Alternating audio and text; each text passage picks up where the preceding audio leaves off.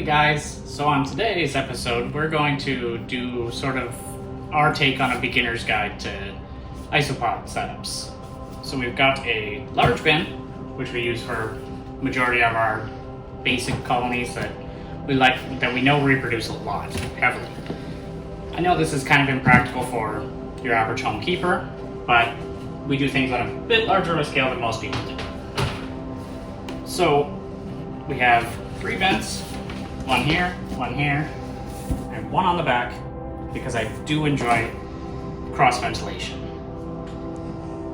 for when it gets too humid, if you overwater, things like that, as well as the floor space gives ample opportunity for the animals to have a wet side and a dry side, as well as the medium area in the So for today, we're going to use our pre-mixed soil that we usually get in bulk. It's a compost mix, and we're just gonna add, we have everything from leaves to sand to flake soil, all that kind of stuff mixed in here. It's just a good, easy mix that we pick up locally in a large bulk amount that works very well for the pods we found. So we're gonna add roughly around an inch, maybe an inch and a half of this stuff, just to kind of give them a good layer for burrowing if needed. But typically in our application, we don't want them burrowing too heavily because that makes it harder for us to collect them to sell. We're just going to kind of flatten it out as we go. Still need a bit more.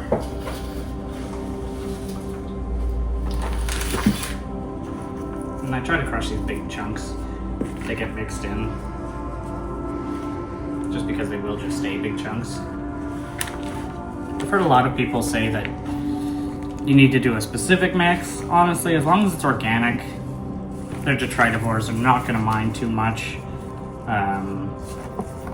You're not going to want to, you don't necessarily need it too deep. The deeper it is, yes, it's going to be more stable. But in most common practices, especially if you're a new keeper, you're excited about keeping them. So you're going to be in here at least once a week to feed them and check up on them. And at that time you can re-moisten the moist area, check on the leaf litter amount, things like that, and keep things stable, rather than dealing with 5 to 6 inches of substrate that they'll only stay in the top 2 inches. Or make it very impractical when it comes to a bin change. So I set some moist soap sphagnum aside. We're going to pile that up in the back end corner, away from the double vent. It's usually what I use my back side of the vent for, is the side with the single vent, so that it just stays a little bit more moist longer term.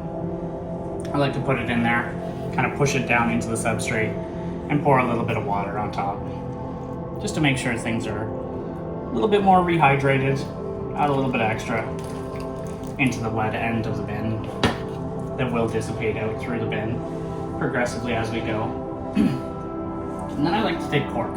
I don't commonly use cork in my setups because A, it's very expensive, and B, it gets all these little nooks and crannies that the animals will hide in, and you'll have difficulties getting them out if you ever need to for any reason. As you can see, there's lovely mold on it, which doesn't really bother me, but that's okay. So I use the cork as stilts per se for my other types of bark that I collect in areas where they're taking down trees and things like that, and then I just sterilize it myself to make sure there's no hitchhikers. But again, this stuff does mold because it will sit after it's been soaked in a damp bin for a while, so it does get moldy and kind of gross, but the springtails will take care of that stuff over time for me, so I'm not terribly worried about it. But what I like to do is I like to pile the bark on top of the cork so that it has a little ledge underneath, something like that. And then I'll just use the 2 for several little ledges, giving more opportunity for shelter underneath, even though they could force themselves under.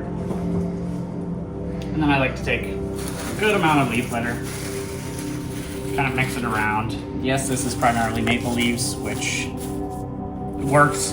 They'll go through it very quickly, But honestly, isopods will eat any leaves that aren't actually toxic. Some leaves just last longer. That's why people like to use oak over everything else, because they don't get eaten as easily. But in my case, I don't mind. I have plentiful amounts of leaves, and we're just gonna top it up like that. And then we're going to get to the next step. So usually I'll take a limestone block, which is one of our calcium blocks, and I'll put it in the back corner opposite my sphagnum moss pile, and just press it down into the soil like that, so that it can rehydrate, and the animals can get it softer and easier when they need to for a calcium supplement. And today, we're moving our Cubaris marina glaciers into this bin. So we're going to turn this. We're going to open up this one. As you can see, these guys have really done a number on their bin, and they're quite prolific.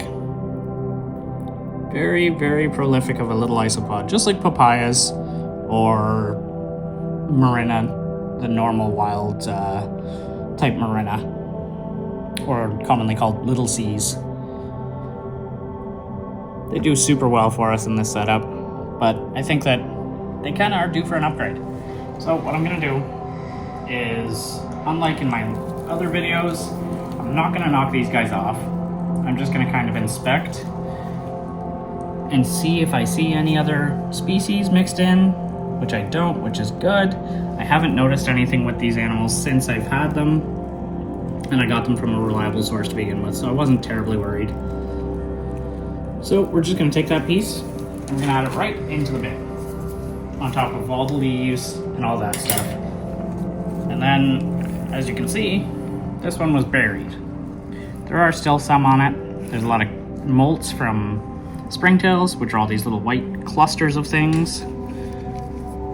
But the marina don't generally go too deep into the wet substrate, even though they are from Florida. So then I'm just gonna knock off the couple extras that I see.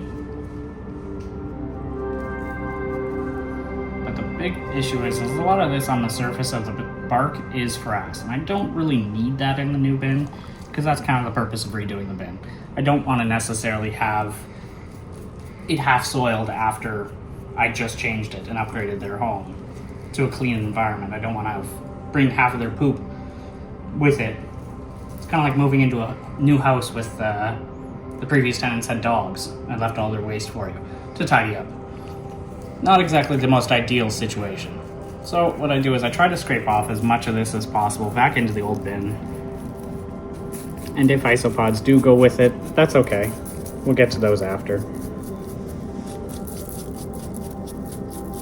But I just want to try and get as much of this frass and grossness off into the old setup that's going to be dealt with after anyway. And just kind of clean things up before they go into their new home, because I want to take this piece of bark with them as well, because these animals have been breeding super well for us.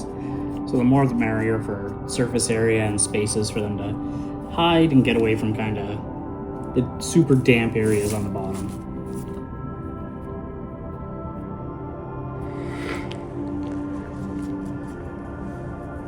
So as you can see, I kind of pulled out the sphagnum pile.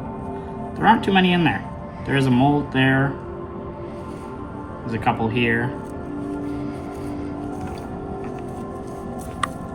So what happens is, I'm not going to do it now because it's going to be very time consuming and takes a long time. But what I do is I literally pick out every single little pod as I see them and put them into the new home, so that they have an opportunity to live out their best life in the new home that we've established for them, set it up, made it pretty. They're going to be happy, hopefully reproduce even faster for us, so we can have these guys dropping in price in the near future for the Canadian market. Currently they do hold a higher value, but that'll change. But again, if there's any questions, any comments, the other one that I just thought of is we get a lot of questions about gnats. So we like to use mosquito dunks, which this is a chunk of. Normally I'll take a piece, because they come in a little donut shape, and I'll break it. And I'll keep a piece in my water jug at all times. So it actually has bacteria that are inoculated into the blocks that develop in the water, and you can culture them, and then they will live in your soil, killing off the larvae from the gnats long term in your setups. As long as you keep it damp, they're happy.